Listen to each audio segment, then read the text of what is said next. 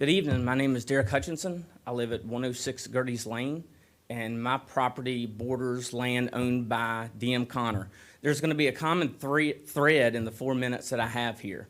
It's safety and happiness. Happiness in direct correlation to quality of life. I don't have time to get into it, but if you're bored one day, Auburn University did an incredible study on property values in correlation to an open pit mine. Guess what happens the closer you get to an open pit mine? Property values go down. Why?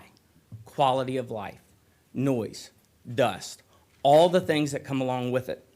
This is the fourth time now I've sat in this room due to this same issue.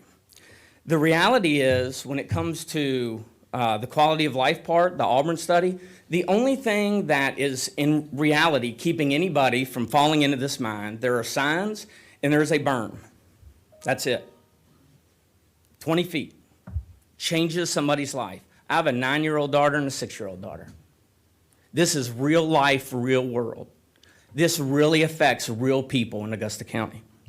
Now, the other crazy thing is, if we were zone residential, we would have a guaranteed 1,000-foot buffer, but we're not. We're agricultural.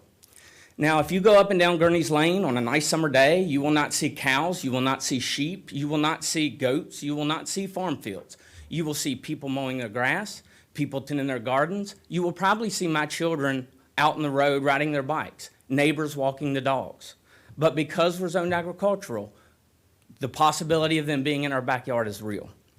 Now, I try to think of a couple reasons why somebody may think it's not a good idea to have a 500-foot buffer. Maybe it's not that far, or it's 200 feet, right? 200 feet is 66 yards. It's not even a football field. It's 2/3 of a football field. As a matter of fact, the longest kick, the longest field goal in NFL history, 66 yards. The average adult can run 66 yards in 10 to 12 seconds, and they want to be that close to our back porch. Maybe there's probably folks saying, well, we should take it on a case-by-case basis, right? It should depend. All I hear on case-by-case basis is that my children's safety should be left to chance. That's what you'd be telling us. That it is up to a group of humans to decide whether my children can safely play in their yard or not. That's what I would hear. I want you to understand that this is not just words and not just a change. This is something that has real world, real life consequences to members of my community in the county. We are simply asking you to protect our property, our quality of life, and the happiness and the safety of our families. And then I ask you to put yourself in our situation.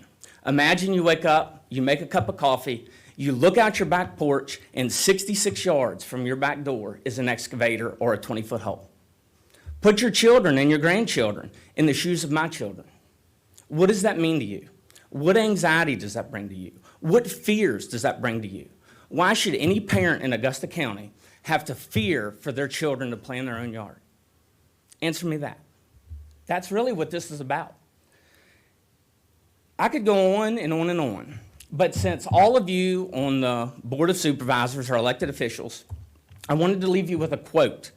Remember, right? Safety and happiness. Happiness equals quality of life. This quote is from a fellow Virginian, Thomas Jefferson, who in 1809 said this: "The care of human life and happiness, and not their destruction, is the first and only legitimate object of good government." Thank you.